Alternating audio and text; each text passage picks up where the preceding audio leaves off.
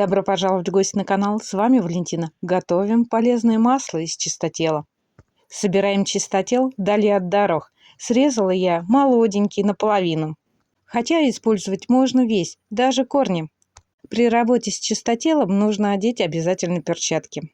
Лично я чистотел не мою. Я беру ткань хлопчатобумажную и такими движениями я протираю листья. Чистотел можно руками порвать, можно нарезать ножом, но лучше, конечно, резать керамическим ножом, чтобы не было окисления. Нарезаю помельче, чтобы было больше сока.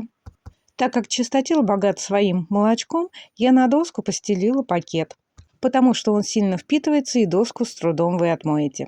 Сам чистотел еще называют халидоний, змеиное молочко. Нарезанный чистотел складываю в сухую чистую банку, обязательно в сухую.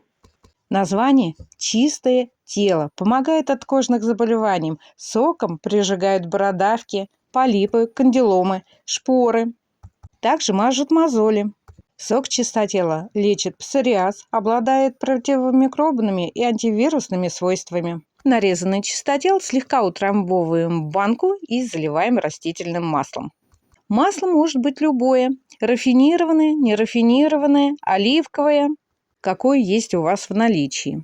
Так как чистотел у нас в банке утрамбованный, мы налили масло и делаем так, чтобы у нас масло стекло все вниз. Чтобы сам чистотел был весь погружен в масло, чтобы не было слипшихся частей. Я это делаю деревянной палочкой, протыкая чистотел, и масло все стекает вниз. По очередности добавляем еще.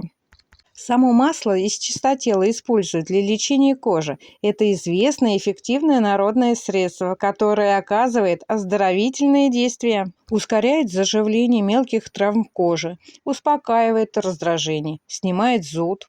При укусах насекомых, псориазе, дерматитах, импетиго, экзема. Залила чистотел маслом и теперь ставлю в водяную баню.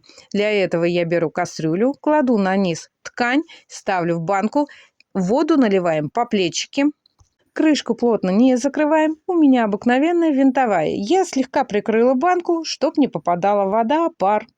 Также можно закрыть банку пластиковой крышкой с дырочками, а можно просто прикрыть. Еще разок прохожусь деревянной лопаточкой, утрамбовывая, и включаем на огонь. После закипания пусть покипит на слабом огне примерно полчаса. При таком процессе вы сами увидите, что масло сразу потемнело, оно позеленело, сам чистотел отдает сок, он переходит в масло. Это получается водяная баня. Сам чистотел масла прогревается, стерилизуется, а потом оно у вас не будет плесневеть, если вы его хорошо прогреете. Пока банка стоит на водяной бане, время от времени вы подходите и перемешиваете, чтобы у вас был одинаковый прогрев. Сам чистотел, масло чистотела, мазь чистотела очень помогает при грибке ног и ногтей. Для этого нужно обязательно попарить ноги, срезать все лишнее, если касается ногтей, и смазать маслом. Курс лечения не быстрый, но помогает. Я горячее масло сразу не сливала. Когда она побыла на водяной бане, я оставила на ночь прямо в этой воде, а потом уже на утро взяла и процедила. Нам еще понадобится еще одна сухая банка меньшего размера. Если у меня масло варилось в 0,7, то банку я потом взяла 0,5. И обязательно сухая. Само сито я взяла для удобства и для подстраховки. Сама марля у меня 2 слоя. Масло отлично сливается, и остальное я отжала. Вот такая темная консистенция получилась. Переливаю ее в 0,5. Все, масло готово, можно пользоваться. Такой рецепт приготовления масла, он очень быстрый. Не надо стоять несколько дней в масле чистотелу, потом это все опять стерилизовать.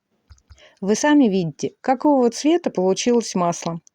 Держать такое масло можно как и при комнатной температуре, так и в прохладном месте. Но обязательно напишите, что это такое, и год. А то вдруг домочадцы что-либо перепутают.